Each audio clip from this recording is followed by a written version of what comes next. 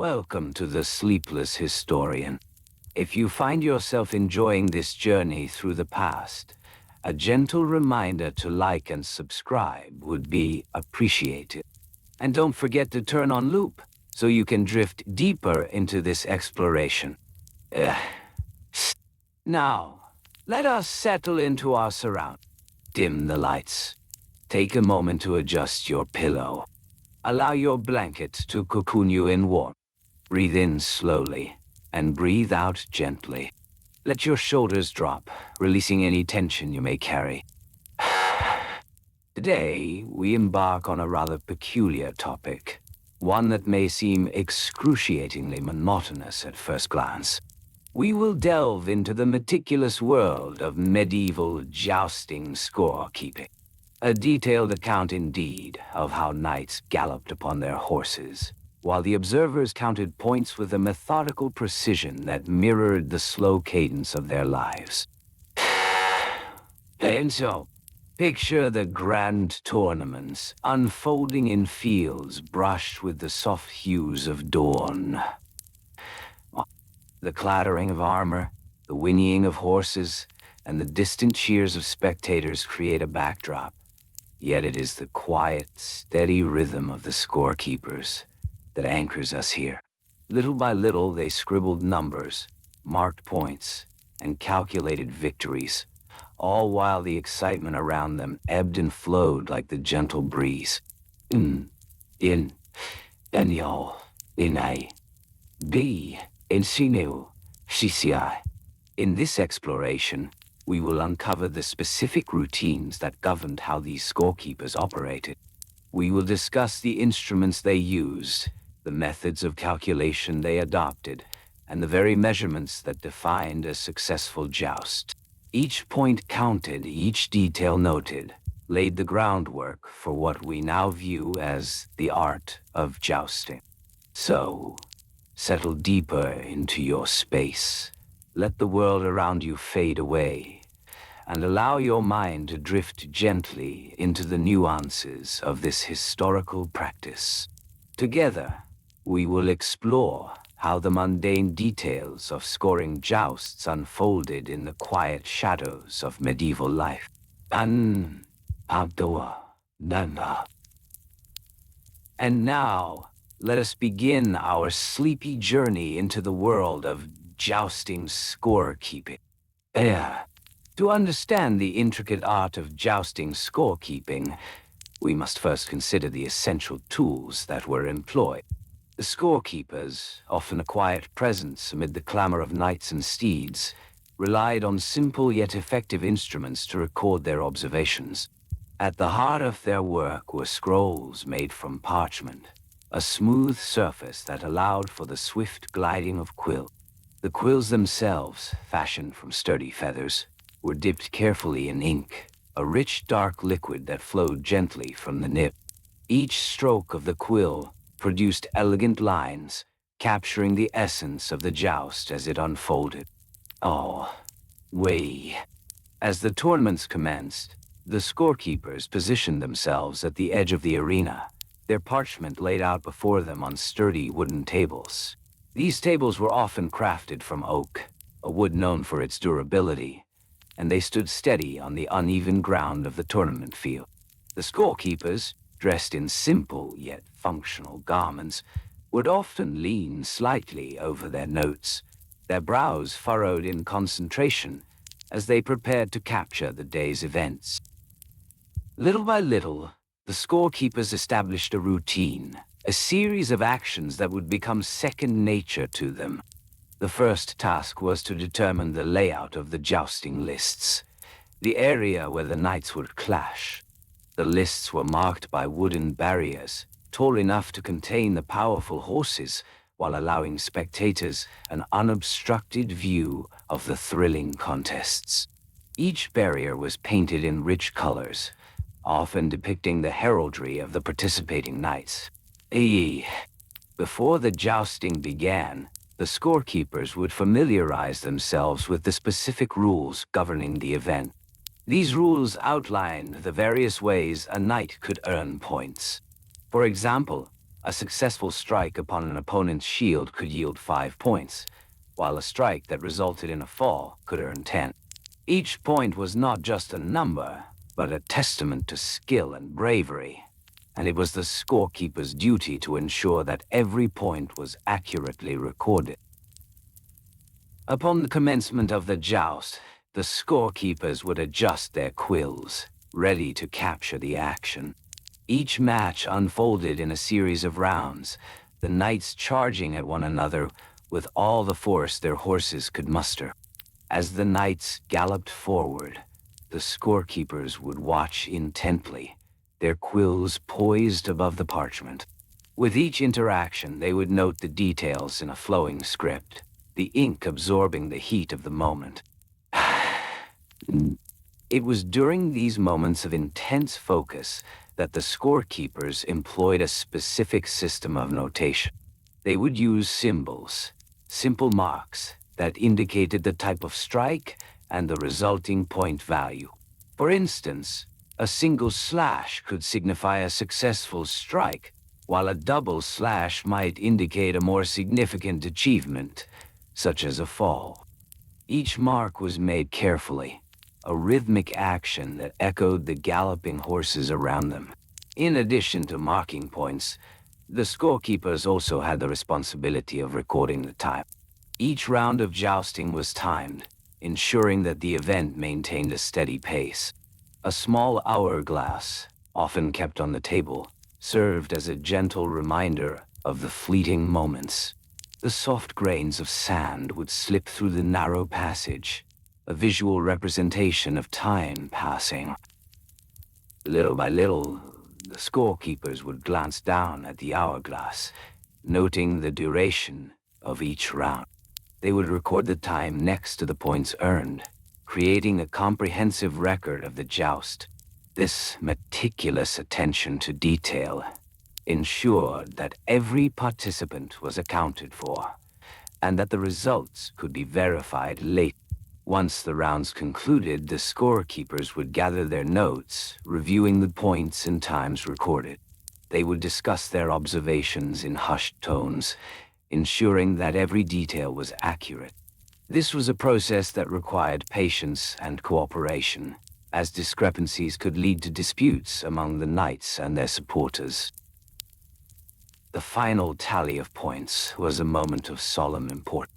The scorekeepers would carefully transfer their marks to a larger scroll, a master record that would be displayed to the public. This scroll was often adorned with intricate designs, showcasing the tournament's name and the date. The final points would be inscribed in bold letters, a testament to the day's events. As the sun began to set, casting a warm glow over the tournament grounds, the scorekeepers would hand over the scroll to the heralds. These heralds, dressed in vibrant colors, would announce the results to the eager crowd, their voices carrying the words of triumph and defeat across the field. The scorekeepers watched quietly, their role fulfilled, yet their hearts remained entwined with the knights they had observed. In the days that followed, the scorekeepers would store their scrolls in a wooden chest, a special box designed to protect their precious records. This chest was often lined with soft fabric, ensuring that the parchments would remain in pristine condition. The chest itself was adorned with carvings that depicted scenes from the tournaments, a gentle reminder of the victories and defeats captured within. The process of scorekeeping extended beyond the confines of the tournament day. The scorekeepers would often gather in the evenings to review their notes, reflecting on the day's events. They would share stories of the knights, recounting the moments that had captured their attention. Each evening, amidst the flickering of candlelight, the scorekeepers would engage in discussions, their voices low and soothing. These gatherings fostered a sense of camaraderie among the scorekeepers. They would offer each other tips and insights, sharing their experiences and enhancing their collective knowledge. This exchange of information became a ritual of sorts, a way to build upon the foundation of their craft. Little by little, They honed their skills, ensuring that each tournament would be recorded with greater precision than the last. Oh, Zimuma. As the seasons changed, so too did the tournaments. The scorekeepers traveled from one venue to another, following the knights as they competed across the land. They carried their wooden chests filled with scrolls, quills, and ink, like a traveler bringing their home with them. Each new location offered a fresh canvas, a new opportunity to record the unfolding drama of jousting. In these moments of travel, the scorekeepers would often reflect on the simplicity of their task. Amidst the grandeur of tournaments, their work remained grounded in the everyday. The act of counting points, of marking achievements, was a vital thread woven into the fabric of medieval society. Each scorekeeper played a role in preserving the legacy of the knights, ensuring that their deeds would be remembered long after the banners were packed away. And so, as we drift deeper into the soothing rhythms of this history, let us embrace the gentle cadence of this forgotten art. The world of jousting scorekeeping was one of patience, precision, and unwavering dedication. It is a reminder that even in the grand tapestry of history, it is often the quiet, meticulous details that hold the greatest significance. Marvinay. As the scorekeepers settled into their new surroundings, they would first seek out the designated area for their duties. This space was often a simple table, draped with a cloth of muted colors, providing a steady surface upon which to work. The table served as a modest command center, an unassuming yet essential aspect of the tournament's organization. The scorekeepers, with their wooden chests beside them, would lay out their tools in a particular order, ensuring that everything was within arm's reach. They would begin with their scrolls, unrolling them gently to reveal the neatly drawn columns, each representing a knight's name. These scrolls, usually made from parchment, were carefully prepared ahead of time. The parchment was textured, with a slight sheen, created from the skins of animals. Each scroll measured about 30 inches in length and 12 inches in width, providing ample space for the careful notations that would soon fill the pages. Next would come the quills. Each quill, meticulously chosen, had a pointed tip that was dipped into ink before each score was recorded. The ink was made from a mixture of soot and gum, yielding a rich, dark color that stood out against the pale parchment. The quills, once smoothed and sharpened, lay neatly alongside the scrolls, waiting for the moment they would be called into action. Each quill, held delicately in hand, would glide across the surface of the parchment, forming letters and numbers that represented the unfolding events of the day. In a tournament, the day began early, often before the sun rose above the horizon. Knights would arrive for practice runs, and the air was filled with the sounds of hooves striking the ground, and the gentle clink of armor. At this early hour, the scorekeepers would prepare themselves, ensuring their quills were ready, their inkpots filled, and their scrolls unrolled. This routine was not hurried. It was a calm and methodical process. The scorekeepers understood that the tournament would unfold in a series of structured rounds. Each round would consist of a predetermined number of jousts, often 3 or 4, depending on the tournament's size. In a typical joust, 2 knights would charge toward each other, aiming to strike their opponent with a lance. The scorekeepers would watch with keen eyes, for it was their duty to capture every detail. As the knights galloped forth, the scorekeeper would observe and note the outcome. Points were awarded based on specific criteria. A successful strike to the opponent's shield would yield a certain number of points, typically 1. A strike that knocked the opponent off balance could earn 2 points, while a fall from the horse, though rare, might grant 3 points to the knight who remained upright. The scoring was not merely a matter of tallying numbers. Each point was a testament to skill and valor, reflecting the knight's prowess in the arena. Therefore, the scorekeepers would often pause before marking a point, allowing time for reflection. Each stroke of the quill was deliberate, a moment of stillness amid the clamor of the tournament. After each joust, the scorekeepers would take a moment to review their tallies. They would gently roll their scrolls, checking for accuracy and clarity. If corrections were needed, they would carefully erase with a damp cloth, ensuring the parchment remained pristine. Mistakes were not uncommon, but a skilled scorekeeper maintained a steady hand, rarely allowing errors to disrupt the flow of their work. As the day wore on, the scorekeepers would also record the time. Each joust was meticulously timed, often lasting just under a minute. Once the last joust of the round completed, the scorekeepers would pause again, allowing the excitement of the crowd to wash over them. They would take a deep breath and then proceed to note the time, along with the points awarded. This routine was soothing, like a dance, with each motion flowing seamlessly into the next. With each completed round, the scorekeepers would gather together to share their findings. They would meet at a designated spot, often under the shade of a large tree or near a tent, where the knights would later gather for rest. Here, they would compare their scrolls, ensuring that every number matched. This communal aspect of their work fostered a sense of camaraderie, a shared understanding of the importance of their role. The scorekeepers were, in many ways, the unsung heroes of the tournament. Their contributions went beyond mere numbers. They helped weave the narrative of the day. Each scroll they filled became a record, a piece of history that would later be read by nobles and townsfolk alike. The price of their labor, while modest, perhaps a few coins per tournament, was far outweighed by the significance of their task. As the day transitioned into evening, the scorekeepers would carefully store their scrolls in the wooden chests they had brought with them.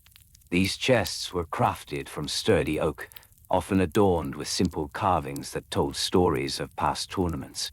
The chests were lined with soft cloth, ensuring that the scrolls remained protected from the elements. Each scroll was rolled with precision, tied with a length of twine, and placed gently within the chest. At the end of the tournament, as the final jousts concluded, and the cheers of the crowd faded into the night, the scorekeepers would take a moment to reflect on the day's events. They would sit together, perhaps sharing a simple meal, recounting the highlights of the tournament and the knights who had stood out. This gathering was a peaceful ritual, a time to bond over the shared dedication to their work.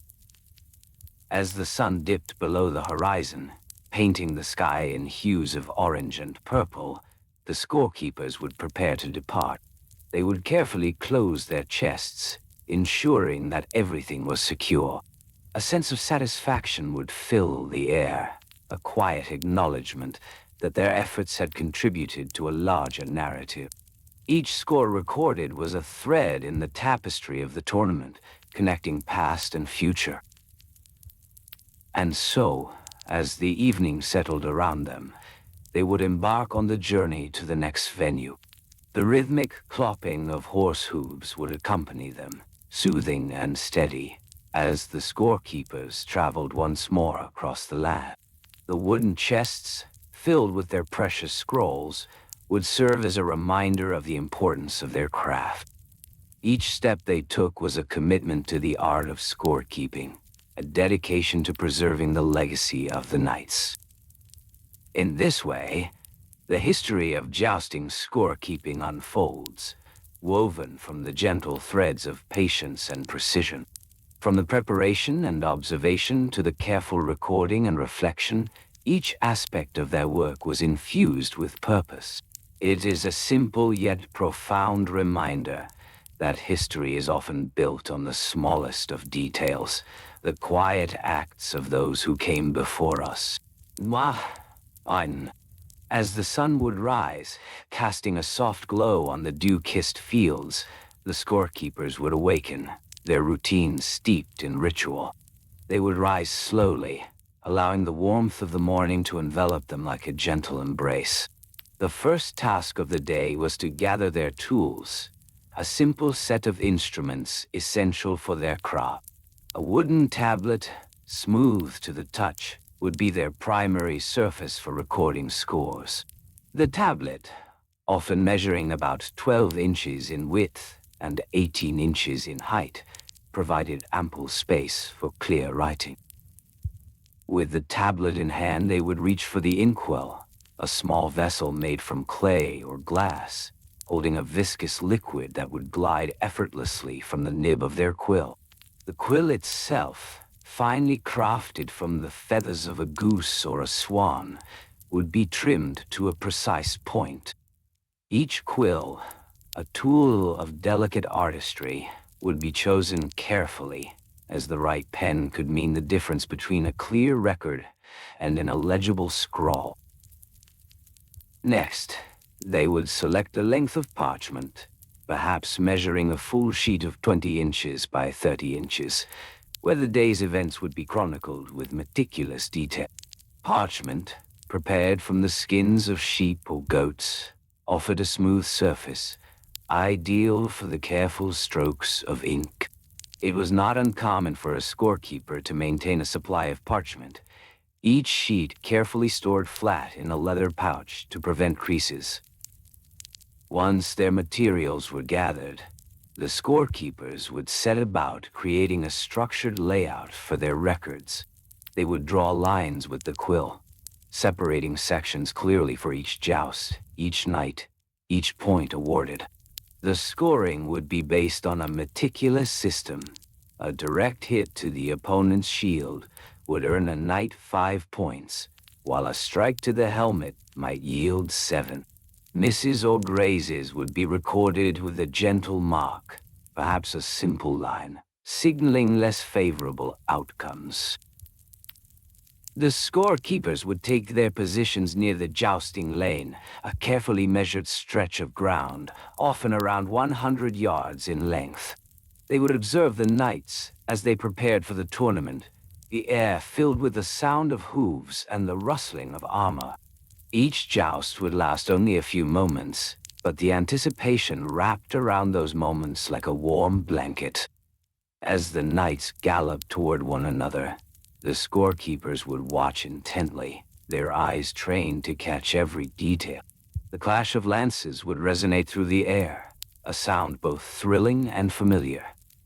But it was the aftermath of that contact that held the most significance for the scorekeepers. They would need to note the outcomes, the points awarded to each knight, as soon as the action concluded. With their quills poised, they would record the results with precision, ensuring that each score was accurately reflected. The act of writing was deliberate and measured, taking the time to ensure clarity. Each score was a small victory, carefully tallied as they adhered to a strict schedule of updates, often revisiting the totals after every few jousts. This allowed them to maintain an accurate account, preventing any disputes that might arise later in the day. The tournament would unfold slowly, the hours passing like gentle waves. Between jousts, the scorekeepers would engage in quiet conversation, sharing insights about the knights, recounting tales of previous tournaments. Their voices would be soft, blending seamlessly into the background of the event. During lulls in the action, they would take a moment to review their notes, ensuring each tally was correct, each point accounted for. The quiet rustle of parchment as they flipped through the sheets would be a comforting sound. They would often run their fingers over the ink, feeling the slight texture it left behind, a tangible reminder of their diligence. As the sun climbed higher in the sky, The scorekeepers would ensure they had ample supplies. They would check their inkwells, replenishing them from a small reservoir carried in a leather pouch, ensuring that their quills would glide smoothly over the parchment.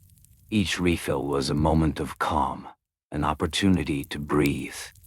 The scorekeepers were always mindful of the etiquette expected at such events. They would nod respectfully to the knights as they passed, acknowledging their status with a subtle bow. Each interaction was handled with grace, reinforcing the bonds of camaraderie that existed among those who participated in this noble endeavor. As the afternoon approached, the intensity of the jousting would begin to wane. The scorekeepers would take a moment to sip from their wooden cups, filled with cool water drawn from a nearby stream.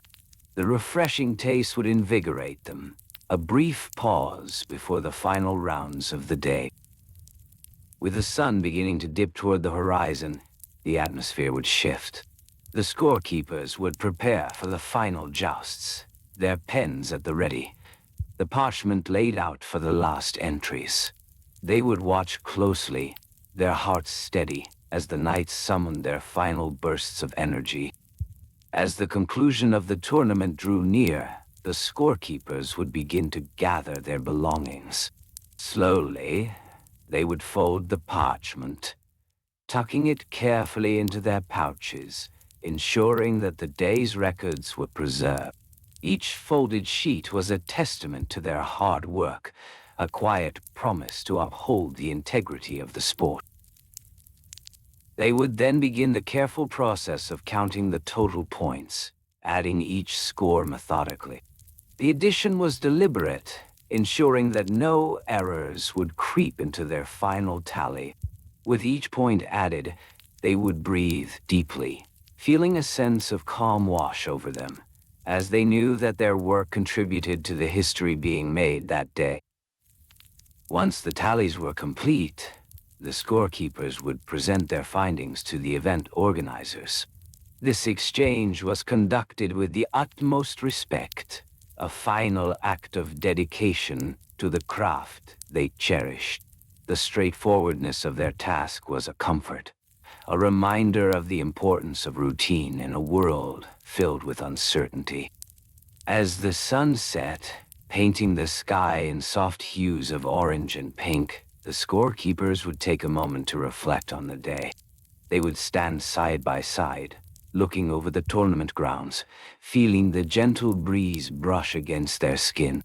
Their hearts would be full, knowing they had played their part in preserving a moment in time, a link in the chain of history.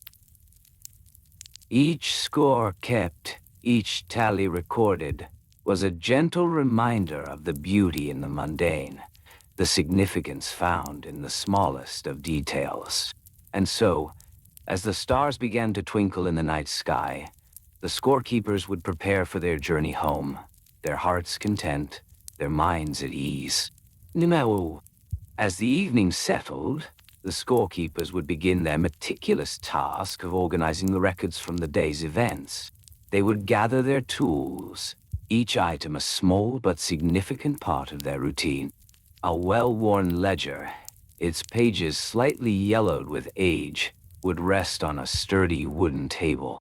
This ledger, bound in soft leather, contained precious records of past tournaments, notes from previous scorekeepers, and annotations that had accumulated over the years.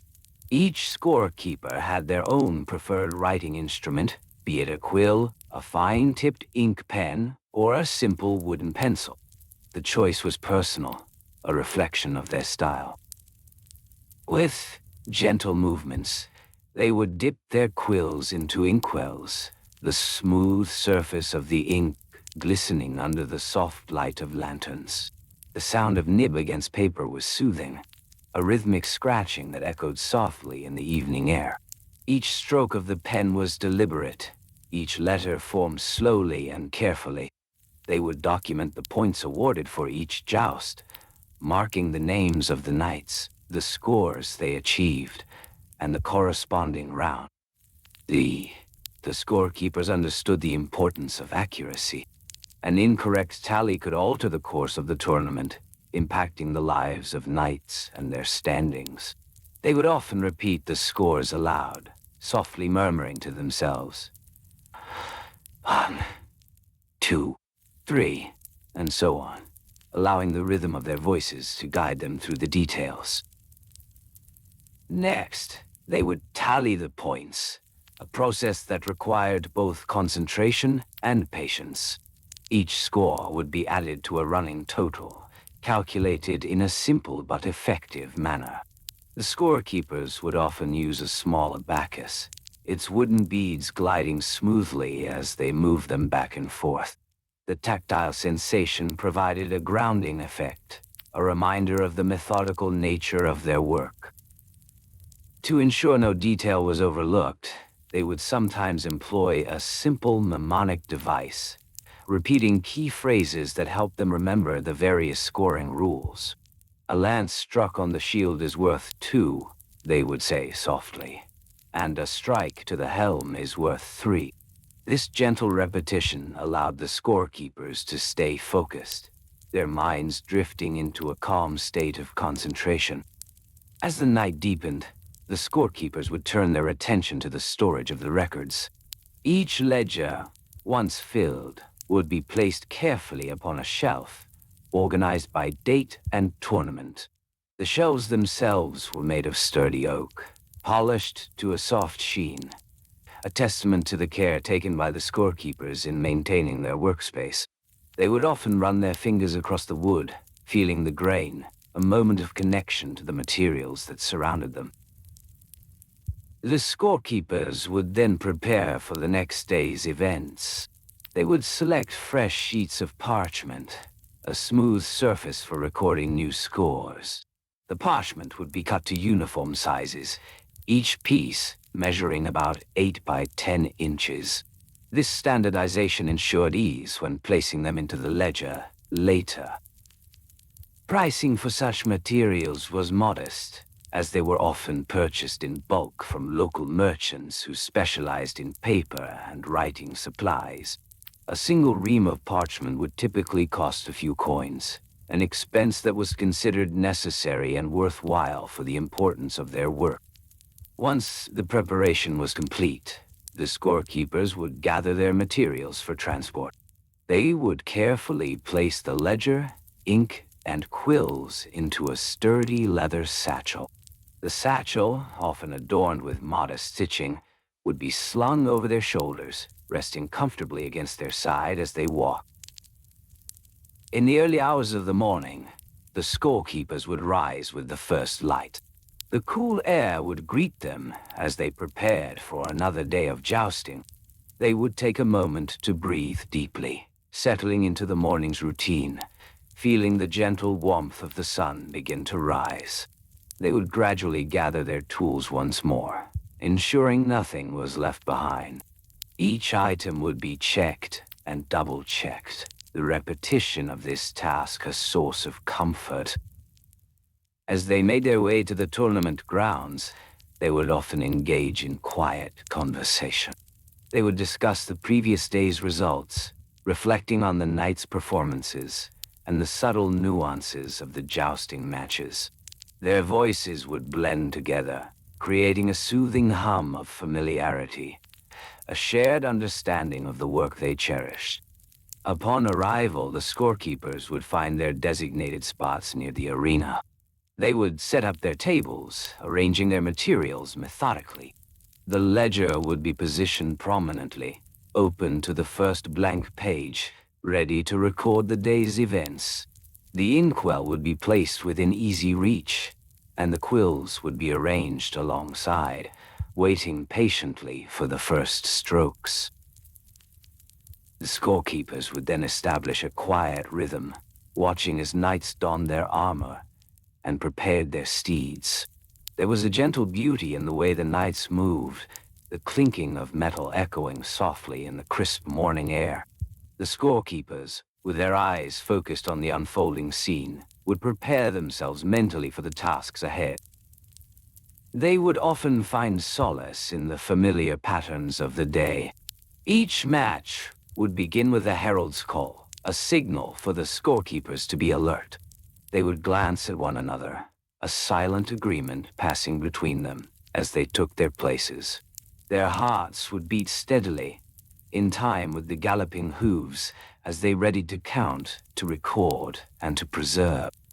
Slowly and gently, they would tally the scores, their pens gliding across the parchment. Each joust was a dance, a display of skill and precision, and they would capture every moment with care. As the sun rose higher in the sky, casting a warm glow over the tournament, the scorekeepers remained focused, their minds at ease, enveloped in the rhythm of their work. And so, with each joust that passed, they would continue their duty, recording the scores with precision and grace. Little by little, they would add to the legacy of the tournament, each point a small but significant contribution to the history they were preserving. As they moved through the day, the scorekeepers found comfort in the routine, a gentle reminder of the beauty in the mundane.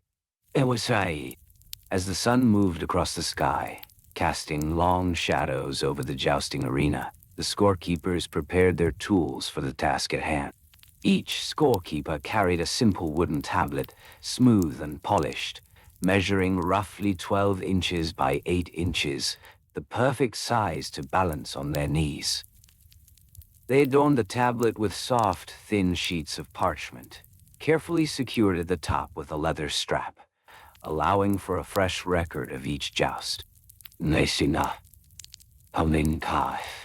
The ink they used was a deep, dark black, made from soot and mixed with water and gum arabic, ensuring that each stroke would remain vibrant. The quills were fashioned from the feathers of geese, their delicate tips trimmed to a fine point, allowing for controlled precision in every mark made. Each stroke of the quill was deliberate, each letter formed with intention, as the scorekeepers maintained a steady hand amidst the chaos of the tournament. One mayo, a small pouch, often carried at their waist, contained additional quills, ready to replace any that faltered in their service. It was common for the scorekeepers to experience a slight wear on their quills as the day progressed, so they would replace them when needed, ensuring the quality of their recording remained high, consistent with the standards of the event. As the day unfolded, the scorekeepers would settle into their rhythm, often exchanging glances as knights charged toward one another. They would score each joust based on a systematic approach, established over years of tradition. The first point, awarded for a successful hit, was marked with a swift dash, followed by a delicate curve that signified the area of impact. For instance, a hit to the shoulder was recorded with a specific symbol, while a strike to the helm demanded a different mark. Each symbol had been agreed upon by the tournament officials, a meticulous code known only to those who participated in the scoring.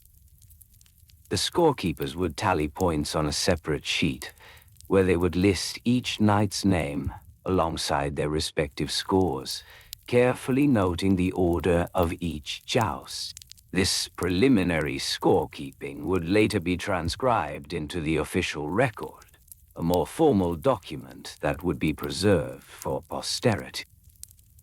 Throughout the day, they would maintain a gentle counting of points, ensuring that the numbers remained accurate.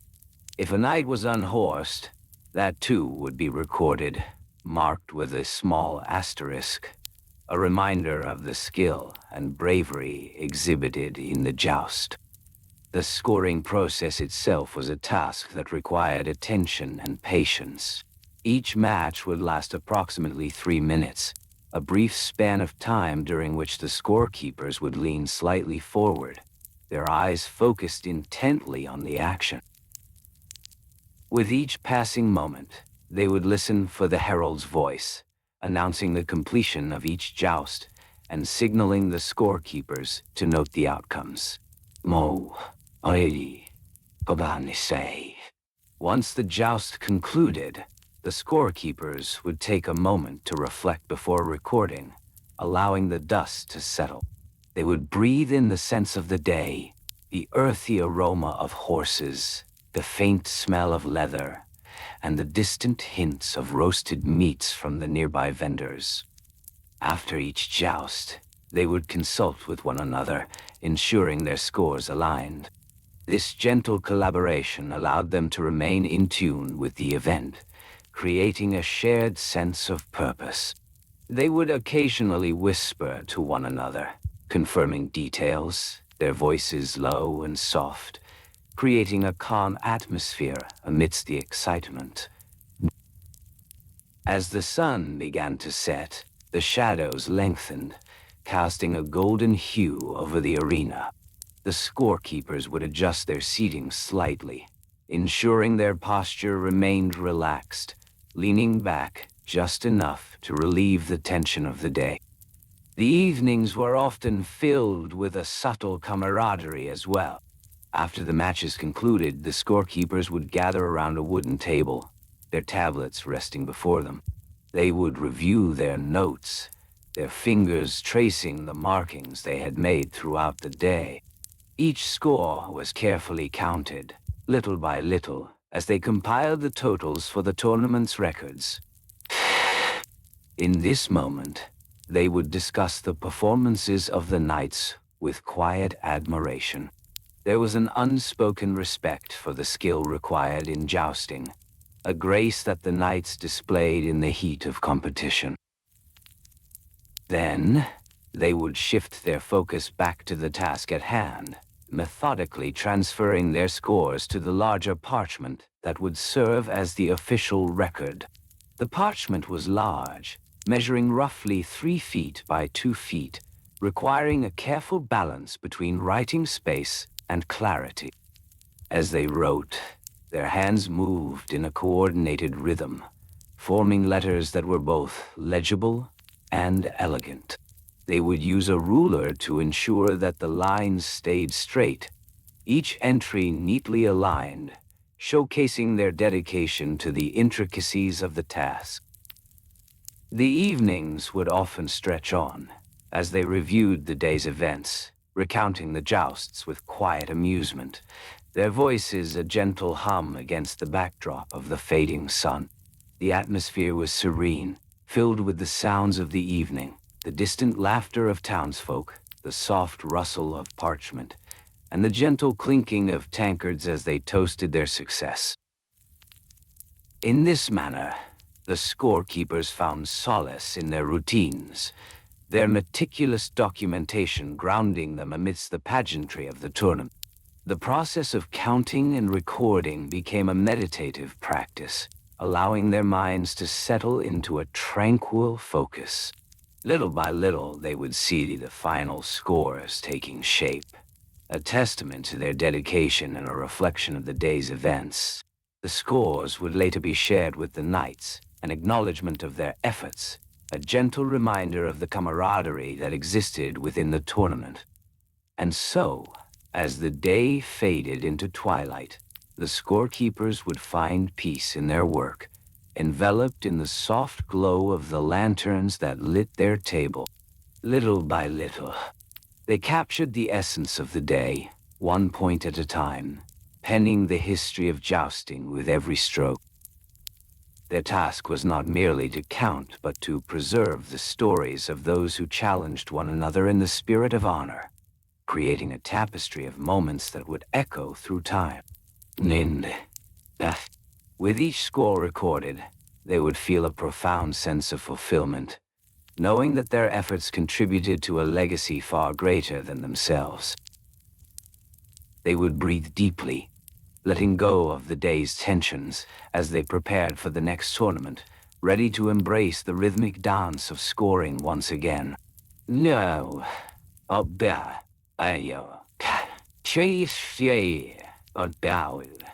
as the knights rested in their pavilions, the scorekeepers began to gather their tools for the task ahead.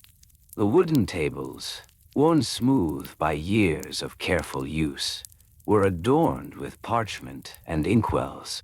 Each inkwell, a small vessel of dark liquid, would be filled with the finest ink, prepared from natural dyes and soot.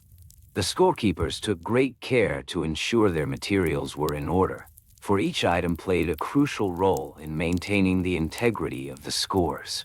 Little by little, they arranged quills, carefully choosing those that felt most comfortable in their hands. The quills, crafted from sturdy feathers, would need to be trimmed to a fine point, allowing for precise strokes on the parchment. Each quill was dipped into the inkwell, the satisfying sound of ink meeting feather, creating a rhythm of its own. As they practiced their strokes, they would often pause, savoring the moment, watching as the ink flowed effortlessly onto the paper. Once prepared, the scorekeepers would assemble a schedule for the day, marking each joust with meticulous attention. The parchment bore the names of the knights, their heraldic symbols elegantly drawn beside their names. The schedule would dictate the order of the jousts, specifying how long each match would last, and when the breaks for refreshments would be held.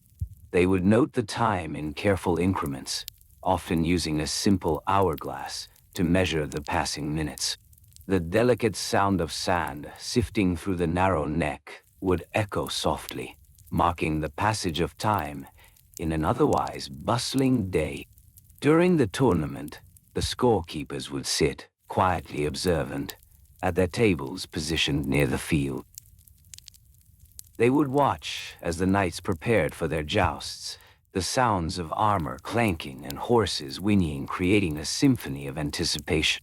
The scorekeepers would breathe deeply, inhaling the scent of fresh hay and the earthy fragrance of the ground, feeling a sense of calm wash over them. Aye. As the joust commenced, the scorekeepers focused intently on the matches, pen in hand, ready to record points. Points would be awarded for various achievements: a successful strike to the opponent's shield, a fall from the horse, or a clean dismount. Each action required careful observation, and the scorekeepers maintained a gentle rhythm to their writing, recording each point with precision. Little by little, the sounds of the tournament became a part of their routine, the cheers of the crowd blending with the thud of hooves against the earth. To ensure accuracy, the scorekeepers often took turns observing the jousts, leaning in to catch every detail. One would record points, while another would keep time. Each minute seemed to stretch, the steady tick of time offering comfort amidst the excitement. They often developed a rhythm of their own, exchanging glances and nods, acknowledging the moments that warranted a score. When a knight fell from his horse, a gasp would ripple through the crowd. The scorekeepers, however, remained unfazed, calmly noting the event. They understood that a fall could be just as significant as a victory. The parchment would fill with notations, capturing the ebb and flow of the jousts in a language only they could fully comprehend. Little by little, the results would emerge, each number representing a moment in time, a fragment of history. As the day unfolded, the scorekeepers would also be mindful of their surroundings. They knew that refreshments were important, not just for themselves, but for the knights and spectators alike. The gentle hum of activity would fill the air as vendors arrived, offering simple fare: bread, cheese, and ale. The scorekeepers would take a brief respite to enjoy a morsel, always returning to their duties refreshed and ready. The parchment began to fill with scores and annotations, a tapestry of the day's events. Each joust was carefully noted, including the name of the victor and the number of points earned. The scorekeepers understood the importance of clarity in their records. They would often read aloud to one another, a soothing cadence that helped reinforce their understanding. Together, they created a shared language, ensuring that every point was accounted for, each joust documented. Oh, wow. They would also maintain a ledger, a thick volume bound in leather, where all tournament results were recorded. This ledger would be stored securely in the scorekeeper's lodgings, a treasured artifact that would hold the history of countless tournaments. It was a reminder of their dedication to the craft, a testament to the long hours spent in quiet concentration. Little by little, these records accumulated, each page a window into the past. As the sun dipped lower in the sky, the scorekeepers would pause, reflecting on their work. They knew that accuracy was paramount, not just for the knights, but for the legacy of jousting itself. Each score they recorded was a part of a larger narrative, a thread in the fabric of their society. They would take a moment to appreciate the weight of their responsibility, feeling the parchment beneath their fingers, the ink glistening in the fading light. When the day finally came to a close, the scorekeepers would gather their materials, carefully folding the parchment and sealing it with wax. They would pack their quills and inkwells, ensuring that everything was organized for the next tournament. The lanterns that illuminated their workspace would flicker gently, casting a warm glow that offered comfort. Little by little, they would tidy their tables, the soft sounds of rustling parchment and the muted clink of tools creating a soothing atmosphere. Yeah, a nice and key. As they prepared to leave, the scorekeepers would take a moment to reflect on the day. The records they had created would be shared with their community, a gentle reminder of the camaraderie that existed among the knights and their supporters. They would breathe deeply, feeling a sense of contentment, knowing they had played a vital role in preserving the history of jousting. And so, as the night sky enveloped the landscape, the scorekeepers would return to their lodgings, hearts light with the knowledge of their contributions. Little by little, they would settle into their evening routines, the echoes of the day fading gently into the background. Each score, each moment recorded, was a part of the legacy that would continue to grow long after the last night had left the list. And to me, as the scorekeepers settled in for the evening, they would find comfort in the familiar routines that awaited them.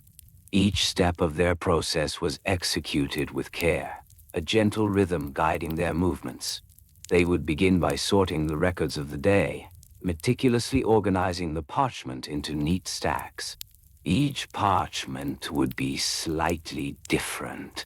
Some pages would be crisp and new, while others bore the marks of previous tournaments, their edges worn and softened by time.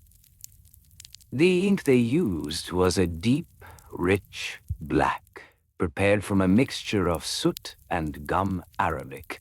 This blend would create a smooth consistency, allowing the quill to glide effortlessly across the paper. They would dip the quill in the ink, watching as it soaked up just the right amount, carefully avoiding any excess that might lead to unsightly smudges. The sound of the quill scratching against the parchment would echo softly in the quiet room, a soothing soundtrack to their meticulous task. As they began to write, they followed a specific format for each entry. The date, always at the top, was followed by the names of the knights who competed that day.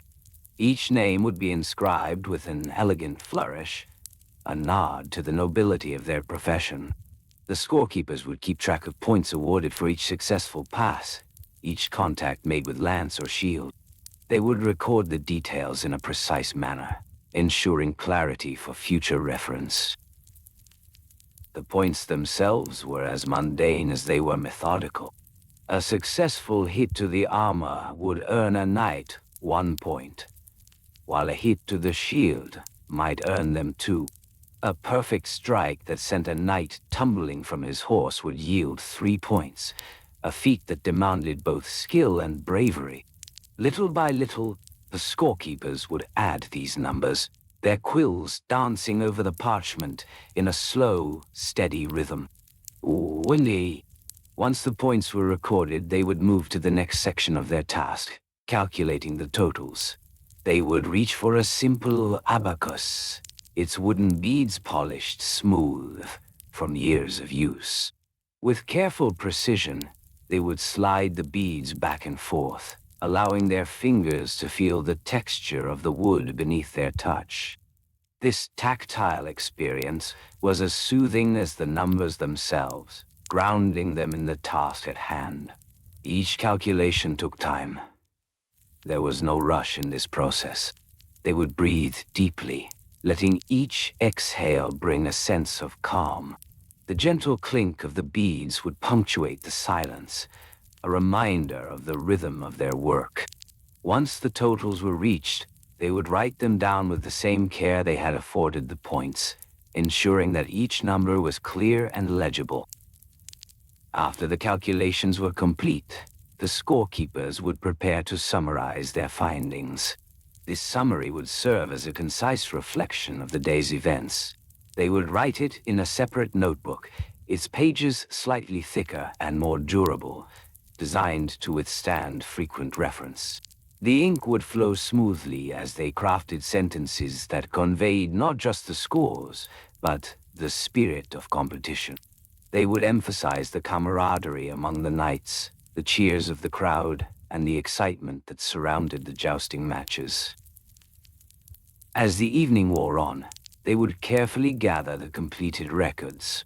Each parchment would be stacked in order, beginning with the earliest matches and culminating with the most recent. They would then tie the stack with a simple string, its fibers soft against the paper. This method of storage was both practical and respectful, a way to honor the efforts of the knights whose scores they had recorded. The string was often a neutral color, beige or brown, chosen for its unassuming nature. Next, the scorekeepers would place the secured records inside a sturdy wooden box. This box was crafted with care, its surface smoothed and varnished, a reflection of the skill of the artisan who made it. The box had a simple latch, ensuring that the precious records remained safe and sound. As they closed the lid, they would take a moment to appreciate the quietness that enveloped them. With the records secured, they would turn their attention to preparing for the next day's tournament. This involved reviewing the list of knights who would compete. Each name was carefully checked against a master list, ensuring that no one was forgotten. They would also confirm the schedule, a routine that had been established over many tournaments. The competition would begin at midday, allowing ample time for the knights to prepare. The scorekeepers would take note of any special events or notable participants, jotting down reminders for themselves.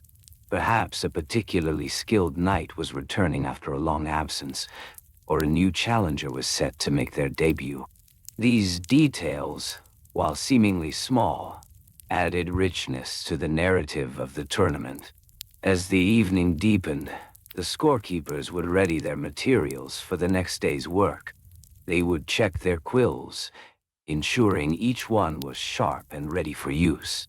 If needed, they would prepare a new inkwell, carefully mixing the ink to achieve the desired consistency. The process was meditative, a ritual they had come to enjoy. They would also lay out their parchment, smoothing each sheet against the table.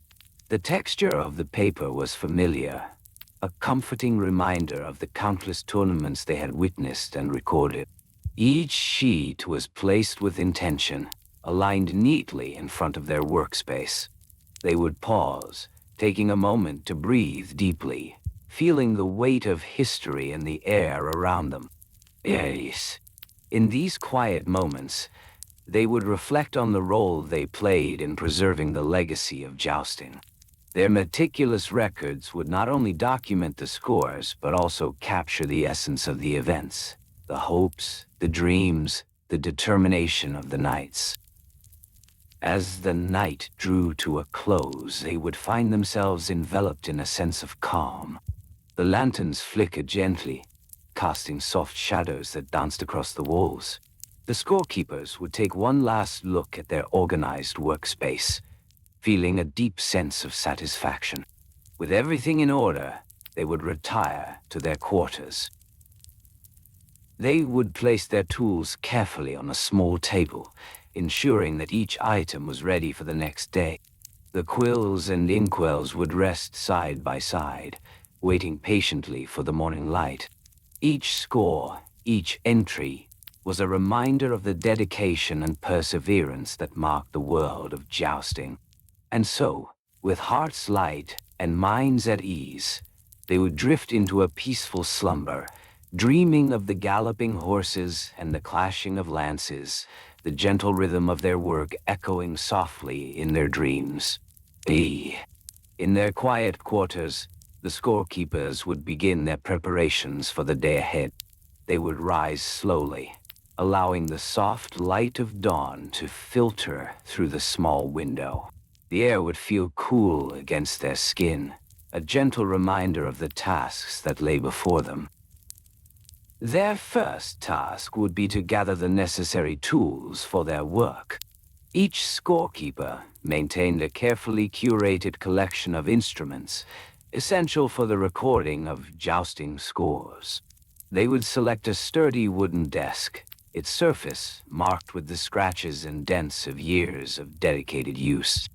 On this desk, they would lay out their quills, each one uniquely crafted from feathers, with tips shaped to allow for the smoothest flow of ink. The quills would be arranged neatly, their points facing towards the scorekeeper, ready for action. Next, they would reach for the inkwell, a small glass vessel filled with deep black ink.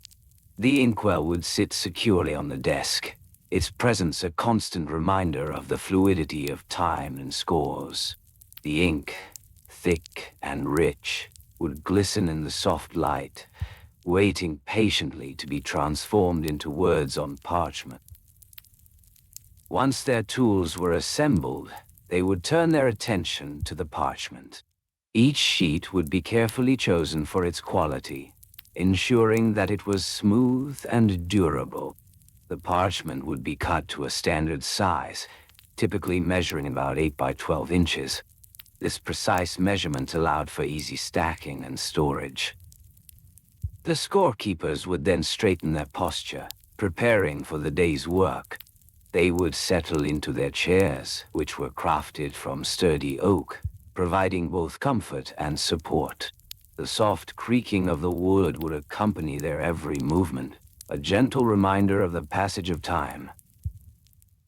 In moments before the jousting began, the scorekeepers would review the schedule. The events of the day were meticulously planned, with jousts separated into rounds. Each round would consist of several matches, each match featuring 2 knights. As they studied the schedule, they would note the names of the knights, their heraldic symbols, and any special conditions that might apply to the day's events. The knights often brought their own unique flair to the matches. Some would prefer to use lighter lances for greater speed, while others would choose heavier lances for the chance of greater impact. Each knight's choice of equipment would be carefully recorded, as these details would affect the scorekeeping process. The scorekeepers would maintain a dedicated ledger, a well-worn book filled with entries from past jousts. This ledger would hold the scores from previous competitions, serving as both a historical record and a guide for future events. The scorekeepers would ensure that the ledger was organized, with each page divided into sections for different nights and tournaments. They would use a simple yet effective numbering system to track points, with each point meticulously recorded in the margins. As the sun began to rise higher in the sky, the scorekeepers would prepare to take their positions. They would move to the edge of the jousting field, where they would find their designated spot, often marked by a small banner. This banner would signify their role as official scorekeepers, granting them a place of authority and respect among the spectators. The scorekeepers would stand side by side, their eyes scanning the field for any signs of movement. They would ensure their vantage point provided a clear view of the jousting arena, allowing them to see the knights as they galloped towards each other. The excitement of the crowd would rise, but they would remain calm, focused on their task. With each match, the scorekeepers would engage in a well-practiced routine. They would hold their quills poised above the parchment, ready to capture each moment with precision. As the knights charged towards one another, they would count the points scored in real time. The scoring system was simple yet effective. A direct hit to the opponent would earn a knight a point, while a glancing blow would earn half a point. If a knight successfully unseated their opponent, they would earn 2 points. The scorekeepers would remain vigilant, their eyes sharp, as they recorded each impact with swift strokes of their quills. After each match, the scorekeepers would tally the points, adding them to the ledger with careful calculations. They would check and double-check their entries, ensuring that every score was accurate. This process required patience and attention to detail, as even a small mistake could lead to confusion later on. Throughout the day, the sun would travel across the sky, casting shifting shadows on the jousting field. As the matches continued, the scorekeepers would stay focused, their hearts steady and their minds clear. They would take brief moments to breathe deeply, feeling the cool air fill their lungs, allowing themselves to settle into the rhythm of the day. As the afternoon wore on, the scorekeepers would find themselves in a meditative state, their movements fluid and automatic. The sound of galloping hooves and the clattering of armor became a soothing backdrop to their work. They would find comfort in the repetition of their tasks, the gentle flow of ink on parchment, the steady counting of points. With each match completed, they would pause to reflect on their work. They would admire the way their records captured the spirit of the jousts. Each score was a testament to the bravery of the knights, a record of their efforts and aspirations. As the sun began to set, casting a golden hue across the field, the scorekeepers would prepare for the final matches of the day. They would take a moment to breathe deeply, inhaling the scent of fresh grass and the distant sounds of cheering. Their focus would sharpen, ready for the last entries of the day. After the final jousts concluded, they would gather their tools, carefully packing away the quills and inkwells. They would fold the parchment neatly, ensuring that it would be preserved for future reference. The ledger would be closed, its pages filled with the stories of the day. In these quiet moments of packing and reflection, the scorekeepers would find a sense of peace. They had played an essential role in the day's events, capturing the essence of each joust with care and dedication. And as they prepared to return home, they would carry with them a sense of fulfillment, knowing that their work would live on in the records they had created. Slowly and gently, they would step away from the jousting field, their hearts light with the joy of a day well spent. The warmth of the setting sun would envelop them, guiding them back to their quarters, where the routine of preparation would begin once again.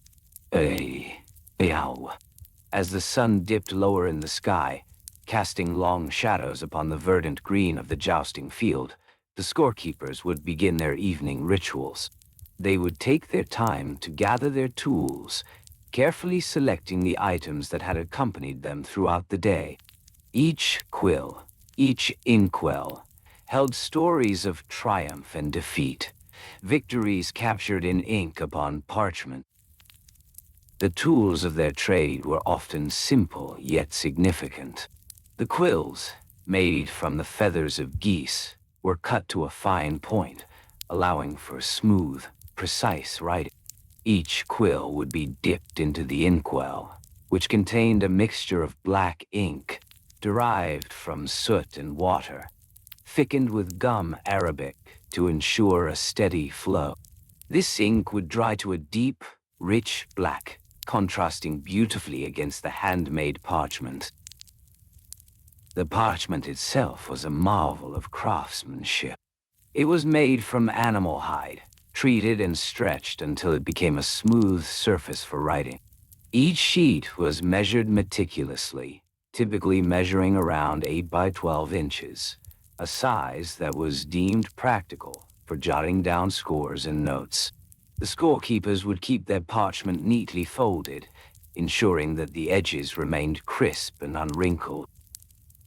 As they finished packing their tools, the scorekeepers would take a moment to reflect on the day's events. They would recount the names of the knights who had performed, their achievements, and the scores that had been recorded. Each joust, meticulously scored, would be noted with a series of tallies, marking the points earned for successful hits and strikes. The tally system, simple yet effective, consisted of vertical lines grouped in sets of 5 die. This method allowed for quick counting, a skill honed through practice and repetition. The scorekeepers would also note the time it took for each joust. They would record the duration of the matches, often measured in minutes, but sometimes in heartbeats, as the excitement of the audience swelled and ebbed. A typical joust might last anywhere from 2 to 5 minutes, and the scorekeepers would time each match with a small hourglass, its grains of sand falling steadily, marking the passage of time. After gathering their tools, the scorekeepers would then turn their attention to the storage of their records. They had developed a system to keep their parchments safe and organized. Each sheet, once filled, would be carefully placed in a leather-bound ledger, a sturdy book designed to withstand the test of time. The ledger itself might measure 12 by 18 inches, its cover embossed with intricate designs. This book was a treasure trove of memories, each page a testament to the skill of the knights and the diligence of the scorekeepers. In the quiet of the evening, the scorekeepers would take great care to ensure that their ledgers were stored in a dry, cool place. They understood that moisture could damage the delicate parchment, causing it to warp or fade. Thus, they would place their ledgers in a wooden chest, lined with soft cloth to protect the pages from scratches or tears. The chest would be locked securely, its key kept close at hand, a guardian of the day's important records. Once their tools were put away and their records secured, the scorekeepers would begin to prepare for the next day's events. They would set a schedule, carefully planning the timing of each joust, allowing sufficient time for the knights to rest and prepare. This schedule was often noted on a separate piece of parchment, allowing for easy reference. The preparation involved ensuring that the jousting lists were updated, displaying the names of the knights who would compete. They would arrange the lists according to the rankings established throughout the tournament, giving preference to those who had performed exceptionally well. The layout of the lists would be neat and orderly, providing clarity for both the participants and the audience. As the scorekeepers worked, they would often engage in soft conversation with one another. They would discuss the techniques used by the knights, the artistry of their armor, and the skill with which they wielded their lances. These discussions, gentle and calming, would help to reinforce the bond between the scorekeepers as they shared in the collective experience of the jousting events. At times, they would exchange tips on maintaining their tools and improving their scoring techniques. One might suggest a particular way to hold the quill for greater control, while another might share a method for quickly tallying points during a fast-paced joust. They would speak in quiet tones, the sound of their voices mingling softly with the rustling of parchment, and the distant calls of the knights preparing their gear for the evening. As the evening deepened, the scorekeepers would take a moment to appreciate their surroundings. The jousting field, now empty, would be bathed in the soft glow of twilight. They would pause to breathe deeply, inhaling the fresh scent of grass and the faint remnants of the day's excitement. The gentle sounds of nature would wrap around them, creating a serene atmosphere perfect for reflection. In this tranquil setting, the scorekeepers would often take turns reading from the ledgers, recalling memorable moments from the day. Each entry would spark laughter or fond recollections of daring maneuvers and graceful falls. They would recount these stories slowly and gently, their voices a soothing balm to the lingering energy of the day. As the night began to settle in, they would prepare to leave the field, ensuring that all was in order. They would check the ledger one last time, making sure every score was accurately recorded, every detail accounted for. The act of checking was methodical, almost ritualistic, as they moved through the pages with careful precision. Finally, as they closed the ledger, a sense of calm would wash over them. They would know that their work was complete for the day. The scores were recorded, the tools stored, and the stories preserved for posterity. Slowly and gently, the scorekeepers would make their way back to their quarters, their hearts light, their minds at ease, reflecting on the day's quiet triumphs and the simplicity of the tasks they performed. As the scorekeepers returned to their quarters, they would each take a moment to settle into their spaces. The air would be filled with the soft rustle of parchment and the gentle clink of inkwells being placed upon wooden desks. Each scorekeeper had their preferred tools, each one carefully selected for comfort and ease of use. The quills were chosen for their balance, their feathers meticulously cleaned and trimmed to ensure a fine point. The inkwells, filled with deep, dark ink, would be placed within easy reach, ready for the next day's records. They would spend a moment organizing their materials, ensuring that everything was in its proper place. The ledgers, bound in worn leather, were stacked neatly on the shelves. Each ledger would contain the scores from different tournaments, meticulously recorded in clear, precise handwriting. The scorekeepers would often take pride in their penmanship, as a well-written score was a testament to their dedication. They would open a ledger, the pages soft and worn from frequent handling. The scent of aged paper would fill their quarters, a comforting reminder of the history they were part of. As they prepared for the next day, the scorekeepers would gather their supplies for the upcoming event. They would select a sturdy, well-worn satchel, made of thick leather, to carry their essentials. Inside, they would place their quills, a small pot of ink, and a few sheets of fresh parchment. The satchel would be closed with a gentle tug of the leather strap, ensuring that nothing would spill out during their journey to the jousting fields. Miss? The scorekeepers were keenly aware of the need for punctuality. They would rise early on the day of the tournament, often before the sun peeked over the horizon. A soft light would begin to filter through the window, casting gentle shadows across the floor. They would take a moment to breathe, filling their lungs with the crisp morning air. This ritual of starting the day was essential, as it prepared them for the tasks ahead. Once dressed in their simple tunics, crafted from sturdy fabric, they would lace up their boots, ensuring a snug fit. They favored leather boots, worn but well cared for, providing comfort and protection as they moved about the field. Each step would be deliberate, leading them to the feasting halls where breakfast awaited. The scorekeepers would savor the meal, which often consisted of warm bread and cheese, perhaps accompanied by a small bowl of porridge. Eating slowly and gently allowed them to gather their thoughts before the day began.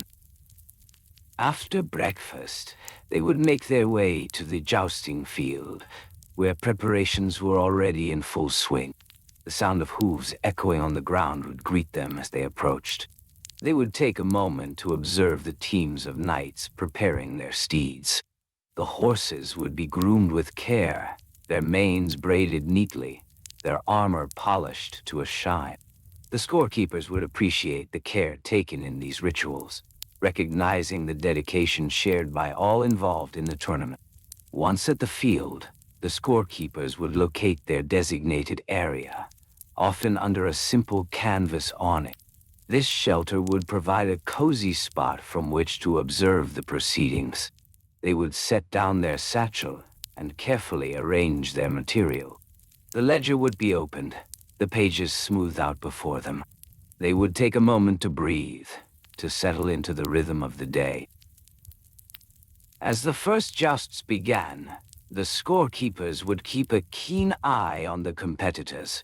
Each tilt of the lance was to be noted, each hit carefully recorded. They had developed a system, a gentle cadence to track the scores. A single point would be awarded for a successful strike, while a clean fall of a knight would earn a more significant tally.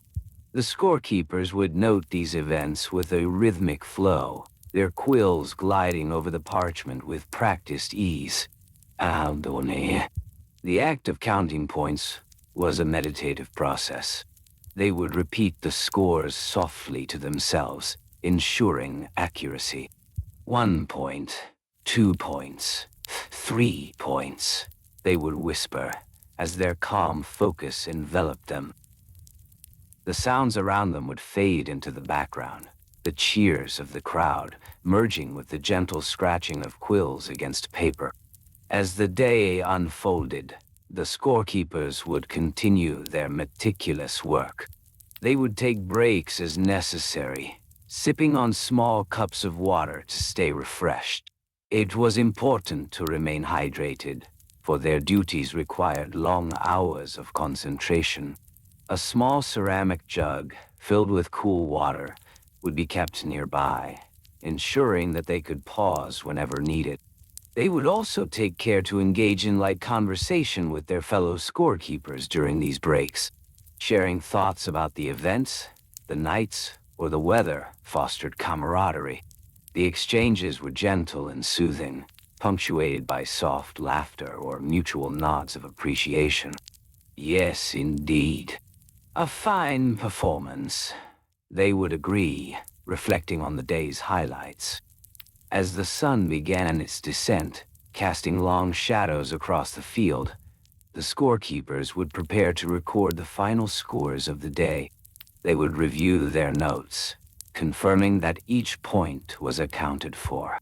The ledgers would become their focus once more, each page a testament to the day's endeavors.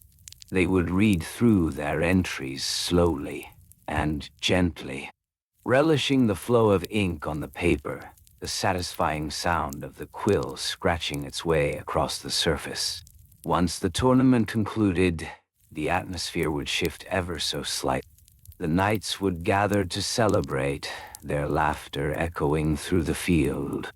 The scorekeepers, however, would remain focused, ensuring that their records were complete. They would take a moment to breathe deeply, allowing the day's energy to settle within them.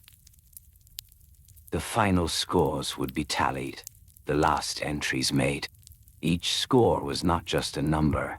It was a story, a moment captured in time. They would close the ledger with care, running their fingers gently over the leather cover. The day's work was done, and the sense of satisfaction would wash over them. With the sun dipping below the horizon, the scorekeepers would collect their tools. They would pack away their quills, carefully securing the inkwell, ensuring no spills would occur. The satchel would be filled once more, ready for the journey home. They would take their time, each movement deliberate, each step a reminder of the day's purpose. As they walked away from the jousting field, the weight of the day would gradually lift. Their hearts would be light, their minds at ease. They would reflect on the simple joys of their work, the quiet triumphs found in the scores they recorded. Each joust, each point, woven into the fabric of history, would gently guide them back to their quarters. The path would be familiar, illuminated by the soft glow of lanterns hanging from posts along the way. They would take a moment to breathe, allowing the peace of the evening to envelop them. The sounds of the night would accompany them softly, the rustle of leaves and the distant calls of night creatures adding to the tranquility. Upon arrival, the scorekeepers would settle into their quarters, feeling a deep sense of content. They would prepare for sleep, knowing that the records they had kept would be cherished by generations to come. Slowly and gently, they would close their eyes, allowing the memories of the day to drift away like the last rays of the setting sun. Amen. Bas. As the scorekeepers settled into their quarters, the soft glow of candlelight flickered gently against the stone walls, casting warm shadows that danced slowly across the room. Each scorekeeper would take a moment to arrange their tools with care. A wooden table, smooth and worn from years of use, would be the center of attention. Upon it lay a collection of instruments, each serving a specific purpose in the delicate art of scorekeeping. The primary tool of the trade was the quill. Crafted from a single feather, its nib carefully shaped for precision, the quill would glide gracefully over parchment. The parchment itself, a fine blend of cloth and animal hide, would be stored in a chest made of sturdy oak, its scent reminiscent of the forest beyond the castle walls. Each piece of parchment was cut to a standard size, usually measuring about a foot in length and 8 inches in width. The edges were smooth, ensuring that the writing would flow uninterrupted, capturing every detail of the day's events. Next to the quill, a small ink pot would rest. This ink pot, usually made of clay or glass, would hold a dark, rich liquid prepared from soot and gall, giving it a distinctive, earthy aroma. The ink would be replenished regularly, as each scorekeeper knew the importance of a well-inked quill for clear and legible recording. They would dip the quill carefully into the pot, allowing the tip to absorb just the right amount of ink, enough to write, but not so much that it would smear across the delicate parchment. Once settled, the scorekeepers would reflect on the day's jousts. They would begin by organizing their notes, cross-referencing the points recorded for each night. Each night's score was carefully divided into sections. Points earned for successful strikes, points for breaking lances, and points for the overall presentation of their performance. To maintain order, the scorekeepers would often use a system of marks. A simple dash represented a single point. 2 dashes could indicate a particularly impressive strike, while 3 dashes would denote a successful charge. This system would evolve over time, adapting to the needs of the knights and the expectations of the spectators. As the scores were totaled, the gentle scratching of the quill would fill the air, creating a rhythmic sound that lulled the scorekeepers into a tranquil state. The process was methodical and required immense concentration. Scorekeepers would often find themselves repeating the names of the knights softly, almost like a lullaby. Sir Geoffrey, Sir Roland, Sir Richard. Each name carried with it the weight of honor and tradition, and the scorekeepers would take pride in their ability to accurately record the achievements of these noble figures. While tallying the scores, the scorekeepers would also be mindful of the etiquette involved in their role. It was important to remain unobtrusive during the jousts, positioned at a respectful distance from the action. Their presence was significant yet understated, allowing the thrill of the tournament to unfold without distraction. They would sit on low benches, often near the edge of the field, their eyes keenly focused on the knights as they galloped past, their armor gleaming in the sunlight. No. The afternoons would stretch on, and as the sun dipped lower in the sky, the scorekeepers would prepare for the final tallying of points. They would gather all the parchment sheets, ensuring that each was neatly stacked and secured with a simple twine. The twine, made from strong fibers, would keep the scores together, preventing any loss of information. This act of organization was a ritual in itself, a moment of gratitude for the work they had accomplished. As evening approached, the scorekeepers would head to the main hall to present their findings. This was a time-honored tradition where the results of the day would be shared with the knights and nobility. The hall, filled with warm light and the scent of roasted meats, would echo with the soft murmurs of anticipation. Each scorekeeper would take turns reading the names and points, their voices calm and steady, creating a soothing atmosphere amidst the joyous clamor of the crowd. After presenting the scores, the scorekeepers would return to their quarters. There, they would carefully store the parchment in a wooden chest, lined with soft cloth to protect the precious records. This chest would be locked, its key hanging from a simple chain around the scorekeeper's neck. The act of securing the scores brought a sense of closure to the day's events, a gentle reminder of their importance in the tapestry of history.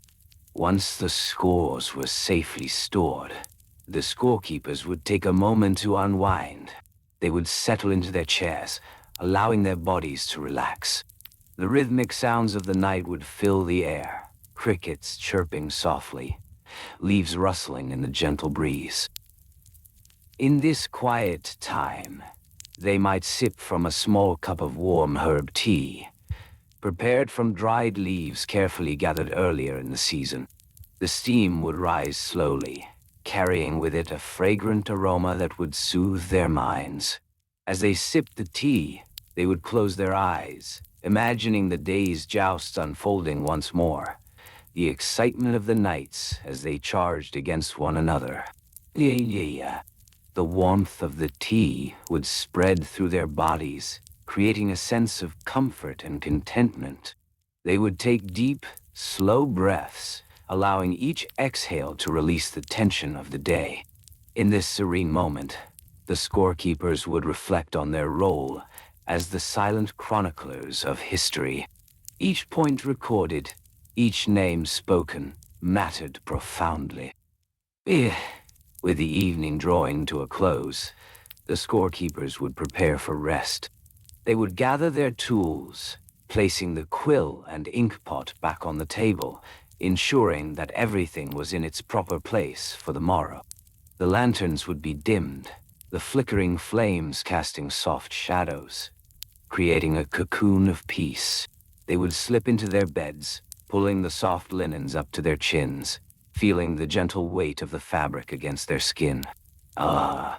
As they lay there, they would allow thoughts of the day to fade like a distant echo. The jousts, the scores, the camaraderie shared with fellow scorekeepers, all would blend into a soothing lullaby that cradled them into a peaceful slumber. Slowly and gently, they would drift into dreams, knowing that the next day would bring with it more jousts, more scores, and yet another opportunity to weave their humble contributions into the grand narrative of history. As the dawn of a new day broke over the distant hills, the scorekeepers would rise gently from their slumber, stretching slowly, reaching towards the cool morning air. They would take a moment, lingering in the quietude, before beginning their day. The first step, always, was to prepare themselves and their tools for the jousting events that lay ahead. Each scorekeeper would carefully wash their hands, the cool water refreshing against their skin.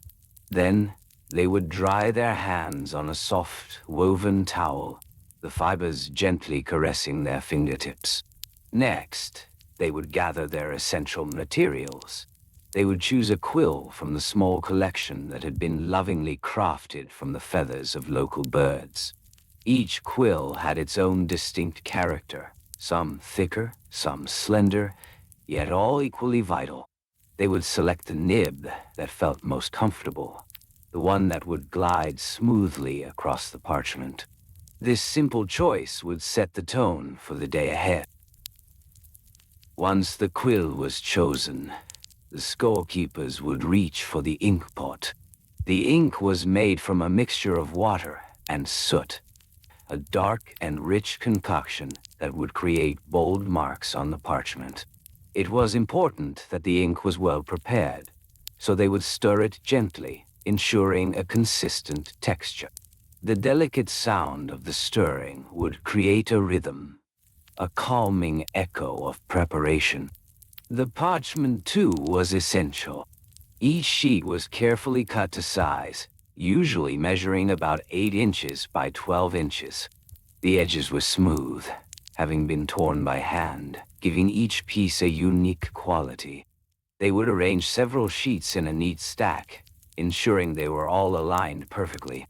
The scorekeepers would take a moment to inhale deeply, allowing the faint scent of parchment to fill their senses, a comforting aroma that spoke of history, of records, and of moments captured in time. Yeah. With their materials prepared, they would shift their focus to the schedule of the day.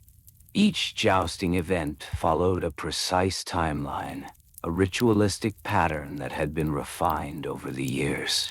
The day would begin with the arrival of the knights, each one accompanied by a flourish of armor and the clinking of metal. The scorekeepers would position themselves at the designated area, a small table adorned with a simple cloth, providing a clean surface for their work. Gosh. As the knights filed in, the scorekeepers would greet them with a nod, a gentle acknowledgement of the shared purpose. There was an unspoken etiquette, a respect for the participants and for the role the scorekeepers played. Each knight would receive a card with their name and the heraldry of their house. The scorekeepers would write down the names in their most elegant script, taking care to ensure that each letter was formed with clarity and precision. After the knights had been introduced, the jousting would commence. The scorekeepers would keep their eyes focused on the field, where the knights would charge towards each other on horseback, their lances poised and ready. With each pass, the scorekeepers would observe closely, noting the contact points, the successful strikes, and the overall performance. They would use a simple point system, a method that had been established over many years. A successful strike upon an opponent would earn a knight 5 points. If the lance splintered upon impact, that would yield an additional point, making it 6 in total. A knight who unseated their opponent would be rewarded with 10 points, a clear demonstration of skill and mastery. The scorekeepers would write each point down meticulously, creating a record of each joust as it unfolded. The process of scoring required immense concentration. The scorekeepers would employ a gentle rhythm, writing each point as it came, their quills dancing across the parchment. They would pause occasionally, allowing themselves to reflect on the scores, to ensure accuracy. It was a meditative practice, one that required both focus and tranquility. As the jousts progressed, the scorekeepers would frequently glance at the sun, noting the time. They would be aware of the intervals that were customary between matches, during which they would take a moment to breathe deeply and reset their minds. This was a time to gather their thoughts, to ensure they remained present in the moment. During these intermissions, they would engage in quiet conversation with their fellow scorekeepers, sharing insights and observations about the performances. This camaraderie was essential, providing a network of support as they all navigated the minutiae of their task. They would discuss the subtle shifts in technique, the way a knight's posture might affect their score, or how the horses adapted to the rhythm of the jousts. The scorekeepers would also have a small ledger, where they recorded the overall scores of each night as the day continued. This ledger was not merely a collection of numbers. It was a tapestry of stories, woven together by the scores and the history they represented. Each entry was a brushstroke on the canvas of competition, telling of victories and defeats, of persistence and skill. They would handle the ledger with care, ensuring that each entry was clear and legible, knowing that it would be referenced long after the day had passed. As the afternoon sun began to dip lower in the sky, casting elongated shadows across the jousting field, the scorekeepers would prepare for the final rounds of competition. They would feel a gentle swell of anticipation, not for the excitement of the jousts, but for the satisfaction of witnessing and recording the culmination of the day's efforts. Each night, each lance, each point was a testament to the dedication and discipline that defined the art of jousting. The scorekeepers would settle into a steady rhythm, the quill gliding smoothly over the parchment as they captured the final scores. They would take particular care in documenting any notable performances, scribbling brief notes in the margins that highlighted exceptional moments. These annotations were not merely for the sake of detail. They were a way to honor the knights, to remember their efforts in the chronicles of history. As evening approached, and the last joust came to its conclusion, the scorekeepers would take a moment to appreciate the day. They would breathe in the cool air, feeling the gentle breeze against their skin. They would reflect on the scores, the stories behind each entry, and the camaraderie shared with their fellow scorekeepers. Slowly and gently, they would begin to pack away their tools, placing the quill and ink pot back into their satchel, ensuring everything was in its proper place. The parchment would be folded carefully, preserving the day's records for future reference. Each fold was deliberate, a gentle act of care that signified the importance of their work. The lanterns would be lit once more, casting a warm glow that enveloped them in a sense of comfort. They would take a final moment to breathe deeply, savoring the tranquility that surrounded them. With the day drawing to a close, the scorekeepers would leave the field, their hearts filled with a quiet sense of accomplishment.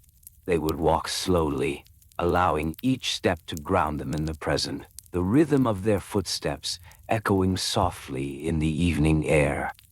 Each point recorded, each name spoken, mattered profoundly.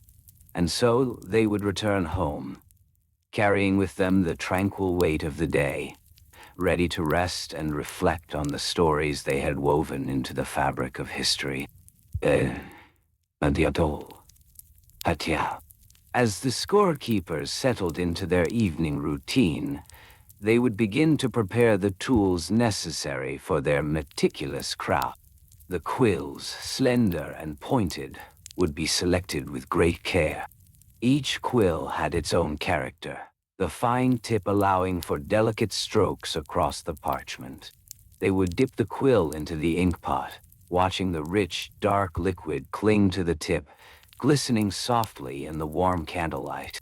Slowly and gently, they would draw the quill back, leaving a small trail of ink on the parchment, ready to record the day's events. The ink pot itself, made of smooth, polished wood, would sit beside them, a small treasure of craftsmanship. Its lid, sometimes adorned with intricate carvings, would be lifted carefully, revealing the ink within. The scorekeepers appreciated the small details, the scent of the ink reminiscent of the forest after rain, grounding them in their task. They would take a moment to breathe deeply, inhaling the familiar aroma, before returning to their work. With a quill in hand, they would begin to arrange their papers. Each scorekeeping sheet had a designated space for names, points, and notes. The sheets were carefully measured, often sized to be the length of a forearm, allowing ample room for clear writing. The edges of the parchment would be trimmed with care, ensuring they were straight and tidy. As they worked, they would mentally prepare for the task ahead, reminding themselves of the importance of precision in their record keeping. The, the scorekeepers would take note of the time as well. The jousting events usually began at dawn and ran until dusk, the sun painting the sky in hues of orange and gold as the day wore on. They would set their own schedules, marking the hours with soft strokes of the quill. Each hour noted would serve as a reminder of the rhythmic nature of the day. Each joust, each point, measured against the ticking of time. In their quiet contemplation, the scorekeepers would often find themselves reflecting on the etiquette surrounding their role. Respect was paramount. They were invited to the field not just as observers, but as guardians of the scores.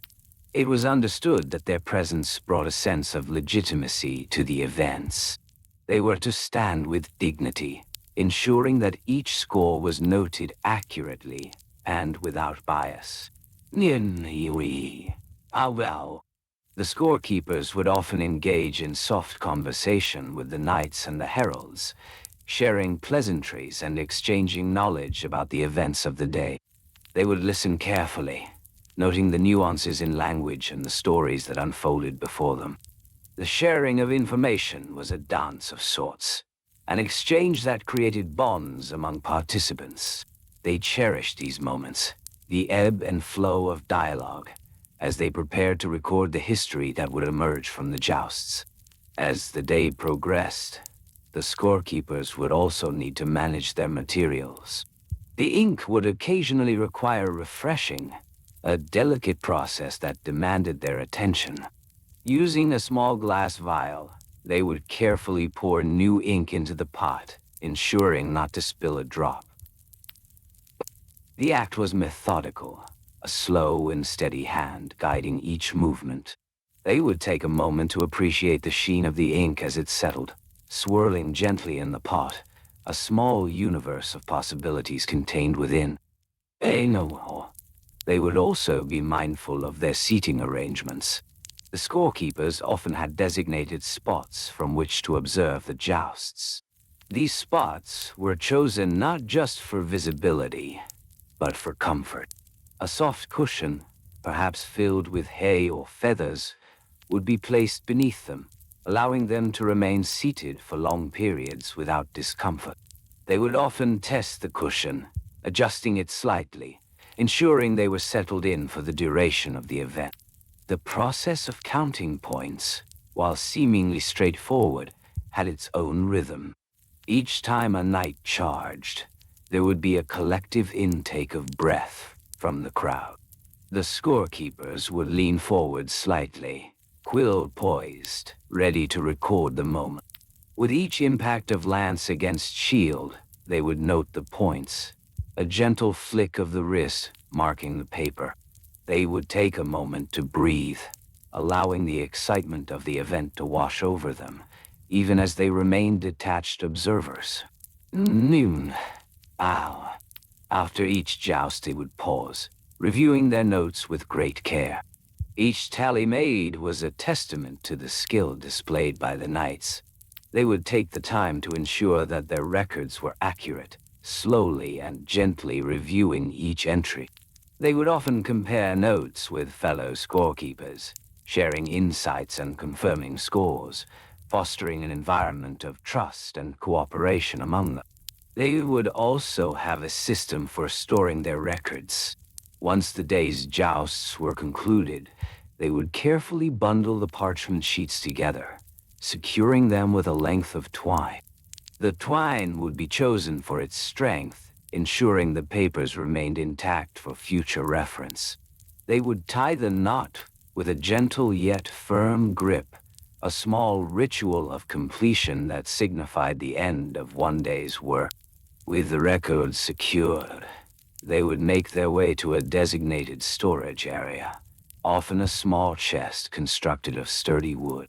It would be carefully labeled, the contents chronicled in fine script across the front. The chest would sit in a quiet corner of a larger room, preserved from the elements, holding the weight of history within its confines. Every so often, the scorekeepers would revisit the chest, opening it to review past records. Each parchment was a portal to another time, a glimpse into the skill and bravery of the knights who had graced the field before. They would take care to handle the papers gently, their fingers gliding over the inked letters as they recalled the stories written within.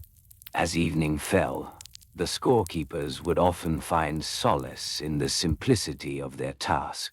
They would light candles, their flames flickering softly in the dim light, casting shadows that danced on the walls. They would take a moment to breathe deeply, allowing the warmth to envelop them, a cocoon of light in the encroaching darkness. The routine of preparing for the next day would begin. They would gather fresh parchment, ensuring they had enough for the events ahead. The papers would be stacked neatly, each sheet measuring precisely 12 by 16 inches, a standard size that allowed for clarity and ease of writing. They would smooth their hands over the edges, feeling the texture of the paper beneath their fingertips, grounding themselves in the present moment. In the quiet of the evening, surrounded by their tools and materials, the scorekeepers would reflect on the beauty of their work. Each point recorded was more than just a number. It was part of a larger story, woven into the tapestry of history. Slowly and gently, they would allow themselves to drift into thoughts of the day ahead, the nights, the jousts, and the camaraderie shared among them. They would close their eyes, if just for a moment, letting the weight of the day settle comfortably upon their shoulders. No. In our gentle exploration of the excruciatingly monotonous history of medieval jousting scorekeeping, we have traced the soft rhythms of point counting, as horses gallop and knights lull in their pursuits. We observed the meticulous methods by which judges recorded the delicate balance between skill and chance, the careful gestures that marked a victory, and the slow passage of time as the scores were tallied, little by little. Each detail unfolded like a calm wave, reminding us of the serene routine that governed these tournaments, where precision was paramount yet often enveloped in a haze of lethargy. As we settle into the quiet of night, picture a softly lit room, where the only sounds are the gentle whispers of the world outside, and your body finds solace in a calming embrace. If you have enjoyed this tranquil journey, please consider liking, subscribing, or sharing your thoughts in the comments. And remember to turn on loop to let this soothing tale repeat softly in your mind.